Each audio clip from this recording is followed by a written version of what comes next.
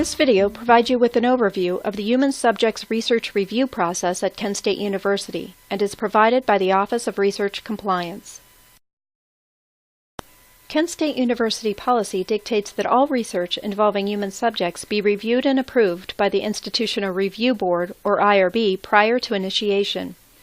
The IRB, a key component of the Human Subjects Protection Program at Kent State, shares responsibility for the protection of human subjects with investigators, the Office of Research Compliance, the IRB Policy Committee, and research subjects themselves.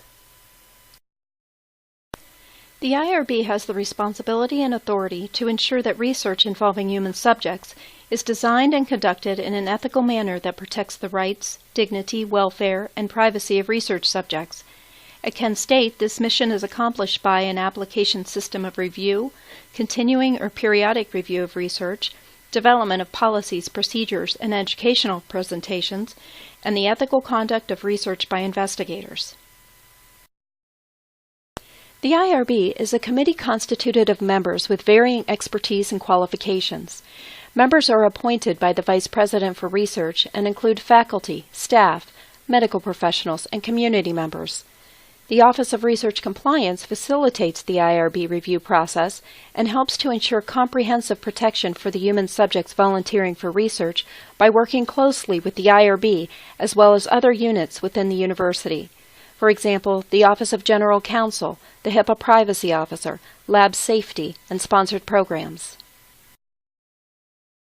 KSU full-time faculty and professional staff are eligible to serve as the principal investigator on IRB applications and have overall responsibility for the study. Students conducting research for the purpose of their thesis, dissertation, practicum, or other class project can be listed as a co-investigator, and they too are responsible for the ethical conduct of the project and confidentiality of the data collected. The IRB review process begins when an IRB member, also known as a discipline-specific reviewer, receives an IRB application and related documents for review. The reviewer assesses the application and communicates with investigators regarding any modifications or clarifications that are needed prior to the application being sent to the Office of Research Compliance with a recommendation for final review and approval. A list of discipline-specific reviewers and their contact information is available from our website.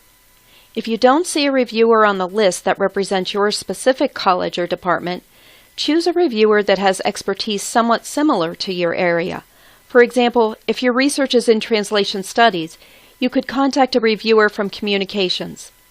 Feel free to contact the Office of Research Compliance for guidance if you have any questions. Once the application reaches the ORC, an IRB log number is assigned and investigators are notified of this number in an email.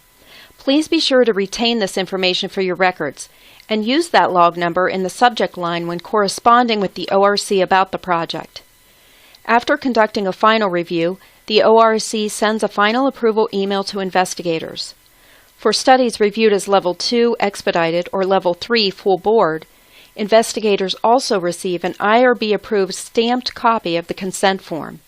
This is the form to be used to consent participants into the study.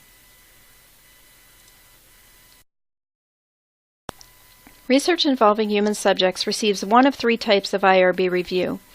Level 1, exempt from annual review, Level 2, expedited review, and Level 3, full board review. As the risk for participants increases, so does the level of review and time for review.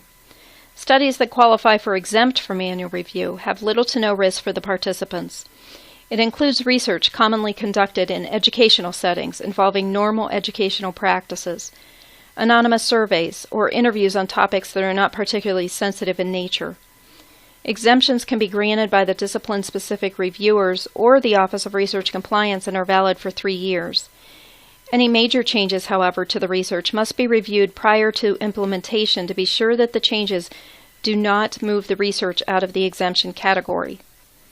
Studies that qualify for expedited review have no more than minimal risk for the participants. Examples include clinical studies of drugs and medical devices already approved by the FDA. Studies that involve the collection of blood samples by finger stick, heel stick, ear stick, or venipuncture. Collection of data from voice, video, digital, or image recordings. Studies that require a review from the full board involve more than minimal risk for the subjects, or includes vulnerable populations that require additional protections. For example, research that involves the collection of sensitive information about drug use or child abuse. Investigators conducting studies needing review from the IRB must plan to attend an IRB meeting to discuss the project with the board. If the research is to be conducted for the purposes of a student thesis, dissertation, or class project, both the student and the PI for the study must attend the IRB meeting.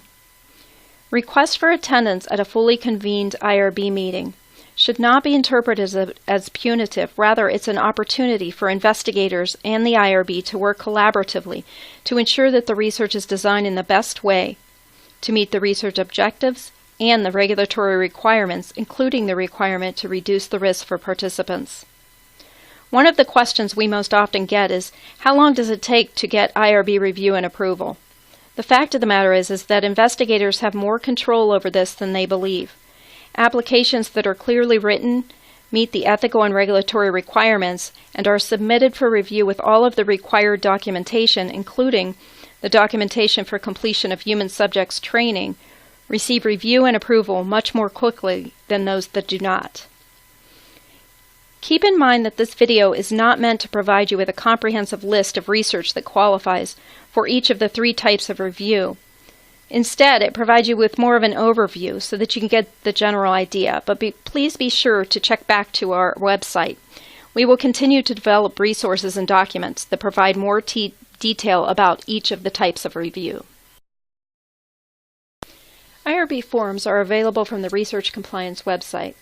You can get there by going to www.kent.edu/research. Click on the Resources tab, and then on the RASP intranet icon that's available on the left. The IRB applications are available from the Human Subjects Forms page. When you complete an IRB application, please pay particular attention to the information that we provide in blue text under many of the questions. We put it there to help you understand the regulatory requirements. When seeking initial review for your research, there are 2 types of IRB applications available. Research that qualifies for exempt from annual review should be submitted on a Level 1 exempt from annual review form, and all other research involving human subjects needing initial review should be submitted on a Level 2/3 research application. When you visit the Forms page of our Research Compliance intranet site, you'll see a list of appendices that are available. These appendices only need to be completed when the IRB needs supplemental information to ensure that the regulations are being met. For example, when your research involves deception or prisoners or is conducted outside of the United States. Indications for when you must complete an appendix for an attachment to an application are provided on the Level 1 exemption forms or the Level 2/Level 3 application forms. They're highlighted in yellow and they link directly to the form. Should you want to make any major changes to your study after receiving your initial IRB approval, you'll need to complete an amendment or change form. The form is available from our website, and you can submit the form directly to the Office of Research Compliance for review. Also available from our website are a number of templates as well as other resources. For example, if you were unsure whether or not your project needed IRB approval at all, you could complete an IRB determination form. We hope you will take advantage of all of the resources available on our website.